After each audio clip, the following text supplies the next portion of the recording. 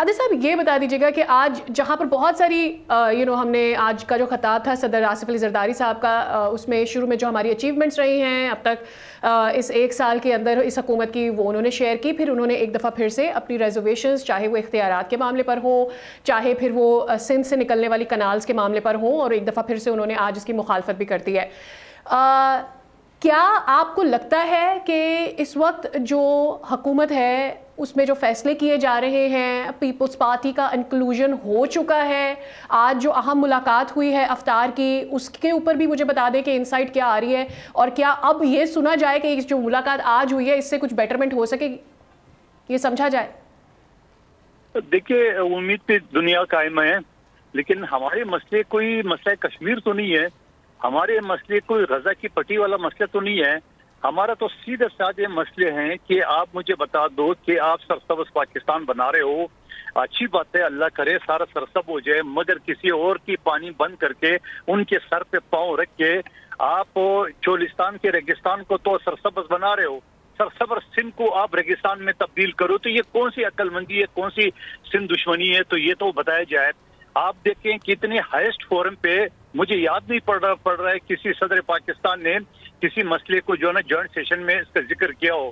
آپ دیکھ رہے ہیں کسی مسئلے کی سنگینی کا اندازہ اب یہاں سے لگا لے کہ آصف علی زرداری صاحب کو پارلیمنٹ کے فلور پہ یہ بولنا پڑا ہے کہ یہ نیرے جو ہے نا یہ مناسب نہیں ہے، کیونکہ پورا سندھ جو ہے نا سراپا احتجاج ہے. تو یہ کون سا مسئلہ ہے اور اس کو حل کرنے میں کیا رکاوٹ ہے؟ آپ نے خود ہی اس کی اہمیت کا بھی ذکر کر دیا، لیکن میرا جو سوال تھا وہ یہ کہ کیا بات اب اس نہج پر آ گئی ہے کہ پارلیمنٹ یا پارلیمنٹ میں یا ہاؤس میں اس کا ذکر ہوگا، اور صدر صاحب اپنے پارلیمنٹ کے مشترکہ اجلاس کے اس ایک سال کے مکمل ہونے پر خطاب میں اس کا ذکر کریں گے؟ یعنی باٹم پر یا سینٹر میں جتنی بھی ملاقاتیں ہو رہی ہیں، جو بات چیت ہو رہی ہے، پنجاب کی سطح پر بھی جو بات چیت ہو رہی ہے، وہ کیا کسی کام نہیں آئی؟ So that it had to be discussed hair.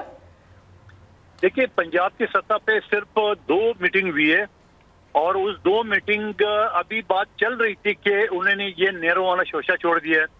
ابھی وہ نیرو والوں کے لیے ہم ابھی اس کی فریاد کر ہی رہے تھے کہ سندھ بلوچستان میں جو ہماری حکومتیں وہاں پورٹ اتھارٹی بنائے، ہم سے مشاورت نہیں کی ہے.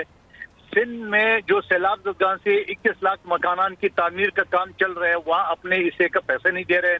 25 سال سے K4 منصوبہ پانی کی کراچی کے لیے چل رہے ہیں، وہاں وہ وفاق اپنے حصے کا فنڈ نہیں دے رہے ہیں.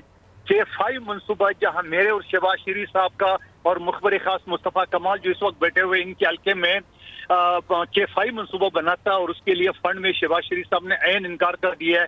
آپ مجھے بتا دو کہ یہ پکنک بنانے کراچی آتے ہیں، یہ کراچی کے لوگوں کی دل آزاری نہیں ہے تو اور کیا ہے کہ آپ ووٹ مانگنے تو آ جاتے ہو، اور پھر اللہ نے آپ کو 2 مرتبہ وزیر اعظم بنایا، پیپلز پارٹی نے بنایا، ورنہ تو آپ اپنے گھر سے نہیں بن سکتے تھے. اس کے بعد آپ پلٹ کے پوچھتے نہیں ہو. پھر میرے خیال میں اگلے الیکشن میں پھر آپ جلوہ ہوں گے. تو میں یہ سمجھ رہا ہوں کہ ہمارے جو مسائل ہے وہ کون سے ایسے مسائل ہے جو غیر قانونی غیر نہیں، یہ ہماری ذاتی کون سا مسئلہ ہے؟ پورا سندھ میں ایک موٹر وے نہیں ہے، پورے بلوچستان میں ایک موٹر وے نہیں ہے، بانا بنایا جا رہا ہے، وہ ٹھیکیدار باقی ہے تو فلانا باقی ہے. وہ بھائی آپ جو اسلام آباد کا انڈر پاس آپ 9 دن میں بنا سکتے ہو، اور لاہور کا آپ انڈر پاس جو ہے نا وہ 11 مہینے بنا سکتے ہو.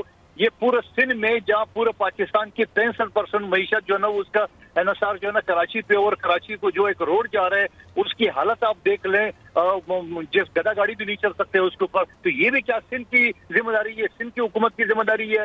آپ بلوچستان میں ایک موٹر وے نہیں ہے. تو یہ سارے جو ہمارے مسائل ہیں اس میں کون سے غیر قانونی، غیر اخلاقی ہے، غیر سبسکرائب کریں اور بیل دبائیں تاکہ کوئی خبر رہ نہ جائے.